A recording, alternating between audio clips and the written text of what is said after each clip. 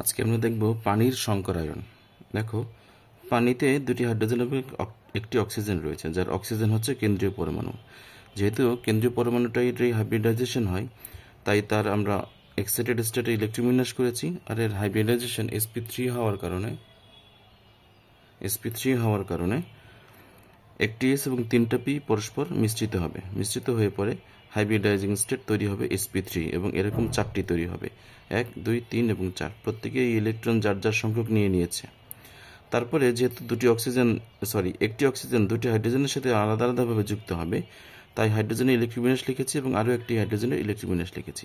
এবং হাইব্রিডাইজিং স্টেটের মধ্যে যেগুলোতে আনপেয়ার্ড ইলেকট্রন রয়েছে, সেটি একটি হাইড্রোজেনের আনপেয়ার্ড ইলেকট্রনের সাথে ওভারল্যাপিং করবে বা বন্ধন যুক্ত করবে সমযোজী বন্ধনের মাধ্যমে, সিগমা বন্ধন। একইভাবে আরও একটি সিগমা বন্ধন তৈরি হবে এবং এর কাঠামো তৈরি হয়ে যাবে ঠিক হাইব্রিডাইজেশন sp3 হওয়ার কথা, sp3 অনুযায়ী চতুস্থলকীয় হওয়ার কথা। চতুস্থলকীয়র মধ্যে এই দুটিতে বন্ধন জোট ইলেকট্রন দিয়ে বন্ধন তৈরি হয়েছে, এবং এই দুটাতে বন্ধন ইলেকট্রন দিয়ে কোনো বন্ধন তৈরি হয়নি, অর্থাৎ এই দুই জোড়া হয়েছে মুক্ত জোড় ইলেকট্রন। এই মুক্ত জোড় ইলেকট্রন যেহেতু বন্ধন গঠনে অংশ নেয়নি, তাই এটাকে এইভাবে দেখানো হয়েছে। সুতরাং এর যদি আণবিক গঠনটা আমরা দেখি, তাহলে অক্সিজেনের এইভাবে একটি ভি বা কৌণিক আকৃতির হয়, যেখানে সিগমা বন্ড হচ্ছে 2টি, পাই বন্ডের নেই, এবং লোন পেয়ার ইলেকট্রন হচ্ছে 2 জোড়া। আশা করি সবাই বুঝতে পেরেছ। ধন্যবাদ।